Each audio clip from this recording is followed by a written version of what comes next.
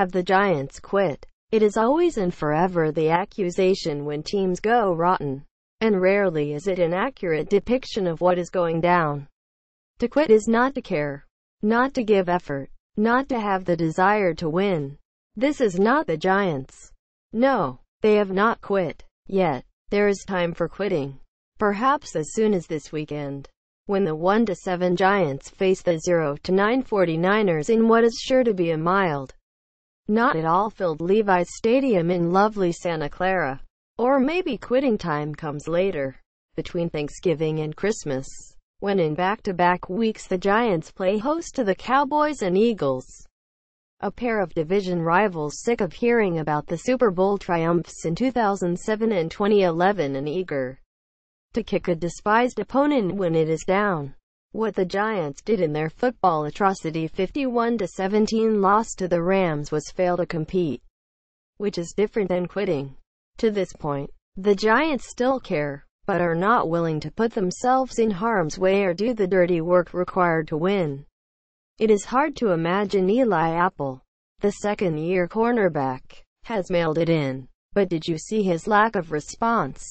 His disregard for chasing the ball on that horrific 52-yard catch-and-run touchdown John through the Giants' defense on 3rd and 33. Ross Cockrell, a fill-in cornerback, was obliterated on a block, so he gets most of the blame for allowing a simple screen pass to take flight. Apple, in a more subtle way, is also complicit for failing to sell out to impede Robert Woods in any way. It is what happens when seasons go wrong and losing becomes a habit. Players think they are competing at a high level, but there's an internal default mechanism that prevents them from doing so. It is not an excuse. The video cameras are always rolling and players are evaluated every snap. In good times and in bad. The good times are over. The bad times are here. If you do not want it on tape, you'd better not do it on the field. More musing as the Giants continue to sink. Anyone who does not see signs of regression in Eli Manning is blinded by appreciation for what he has given to the franchise. At 36, he is far from finished. But he also is not what he once was. It was disturbing how badly he missed connecting with Tavares King and Sterling Shepard on what could have been should have been touchdowns of 75 and 27 yards, respectively. That was always Manning's calling card. He threw a great deep ball. He does not seem to trust what is going on in front of him, and that doubt is leading to misfires. He is getting rid of the ball too quickly, and thus his young receivers, already taxed to get open, are limited in what they can accomplish. Manning released the ball, on average, in 2.19 seconds, the fastest in the league this week, according to Pro Football Focus. When under pressure, PFF had him at 148 for 14 yards. The older he gets, the less Manning wants to get hit, turning too many plays into failures before they have time to develop. It's a natural response by an older quarterback, and it is not going to change. As Manning is not getting any younger, he needs a better support system around him and, for Odell Beckham Jr. to turn a 7-yard slant into a 57-yard touchdown. Ben McAdoo does not have much of a survival instinct. The record is what it is, and nothing he says can clean up the losing residue.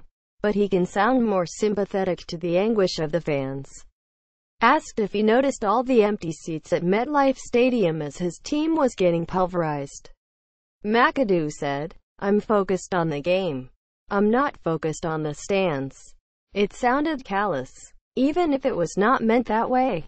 Whenever asked about apathy or the dissatisfaction of the paying customers, a better answer for McAdoo would be to say, "We have the best fans in the league.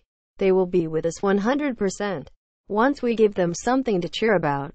See, that wasn't so hard, was it? Can we all agree that Jerry Reese blew it by not signing or at least making a strong play for Andrew Whitworth? Sure, he's 35 years old, an age when most defensive tackles are retired or headed in that direction.